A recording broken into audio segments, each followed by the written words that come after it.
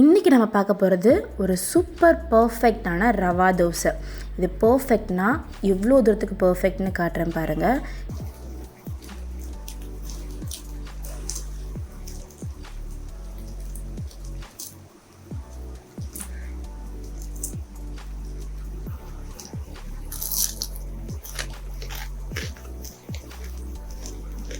எவ்வளோ ஒரு கலர் அப்படியே ஒரு கோல்டன் ப்ரௌனில், அதே மாதிரி நல்லா மொறுன்னு இருக்குல்ல.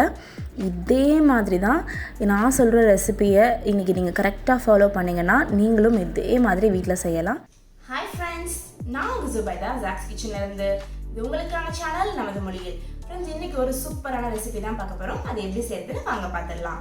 இப்போது ஃபஸ்ட்டு இதுக்கு என்னென்ன பொருட்கள் தேவை அப்படின்னு சொல்லிடுறேன்.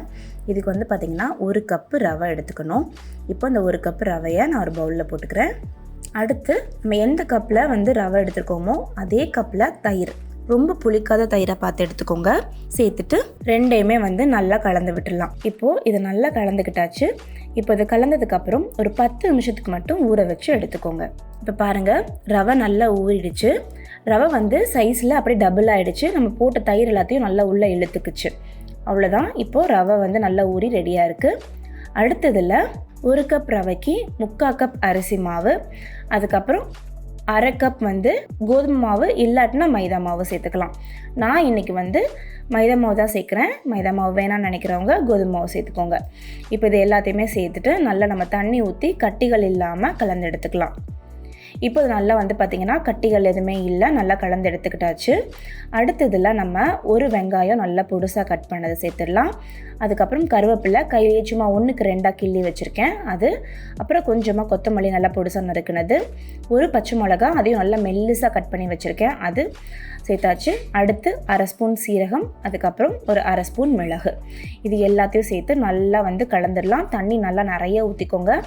தண்ணியோட அளவு வந்து பார்த்திங்கன்னா ஒரு 3 மடங்கு 4 மடங்கு ஊற்றிக்கணும். இது எவ்வளோக்கு எவ்வளோ தண்ணியாக இருக்கோ அவ்வளோக்கு எவ்வளோ கிறிஸ்பியாக வரும். இப்போ வந்து நல்லா கலந்தாச்சு.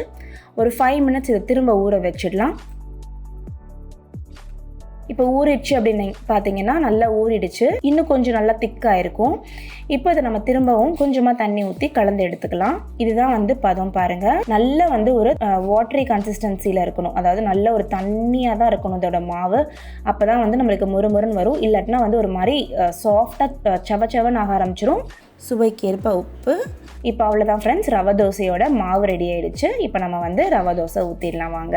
இப்போ நான் வந்து ஒரு தோசைக்கல்லை நல்லா சூடு பண்ணிவிட்டு, நல்லா சூடாகணும். ஃபஸ்ட்டு பாயிண்ட்டு தோசைக்கல் சூடாகாமல் ஊற்றக்கூடாது. தோசை மாவு ஊற்றுவோம் இல்லையா, அந்த மாதிரி கரண்டியெல்லாம் இல்லாமல் ஒரு கிளாஸோ ஒரு கிண்ணத்துலேயோ எடுத்து இந்த மாதிரி தெளித்து விடுங்க எல்லா பக்கமும். அதுக்கப்புறம் ஃபில் பண்ணிக்கோங்க. எங்கெங்கெல்லாம் கேப் இருக்கோ அது எல்லாத்தையுமே நீங்கள் வந்து ஃபில் பண்ணிக்கலாம். ரொம்ப வந்து நிறைய ஊற்றி அப்படியே வந்து எல்லாத்தையும் க்ளோஸ் பண்ண வேணாம். நடுவில் இந்த மாதிரி கொஞ்சம் சின்ன ஓட்டைகள் இருக்கட்டும். இப்போ இது நல்லா ஊற்றியாச்சு. பார்த்தீங்களா, சூப்பராக இருக்குல்ல. அடுத்து இப்போ இதை வந்து நம்ம என்ன பண்ண போகிறோம்னா மீடியம் ஃப்ளேமில் வச்சு அதை அப்படியே ரோஸ்டாக விடணும். அவசரப்படக்கூடாது. ஒரு தோசை குக் ஆகிறதுக்கு எப்படியும் ஒரு 3-4 நிமிஷம் ஆகும். இப்போது கலர் கொஞ்சம் மாறணும். இப்போ இந்த மாவாக தெரியுது இல்லைங்களா, இந்த மாவெல்லாம் கொஞ்சம் கலர் மாறினதுக்கப்புறம் இதில் நம்ம எண்ணெய் ஊற்றிடலாம். எண்ணெய் ஊற்றியாச்சு. இப்போ பாருங்கள், கொஞ்சம் நீங்கள் பார்த்தீங்கன்னா தெரியும், நல்ல ஒரு லைட்டாக அடியில் வந்து கோல்டன் கலர் வர ஆரம்பிச்சிருச்சு.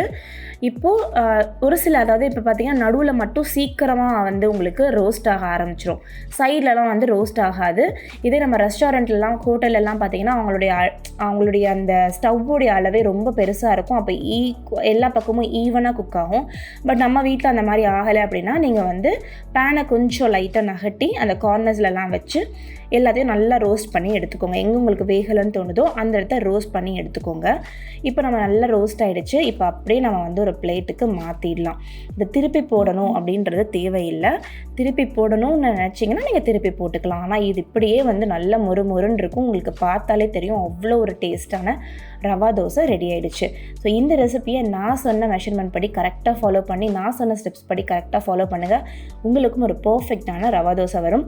ஸோ இந்த ரெசிபியை கண்டிப்பாக ட்ரை பண்ணி பாருங்கள். ட்ரை பண்ணி பார்த்துட்டு எப்படி வந்திருக்கு அப்படின்ற உங்களுடைய கருத்தை மறக்காமல் கமெண்ட் செக்ஷனில் சொல்லுங்கள்.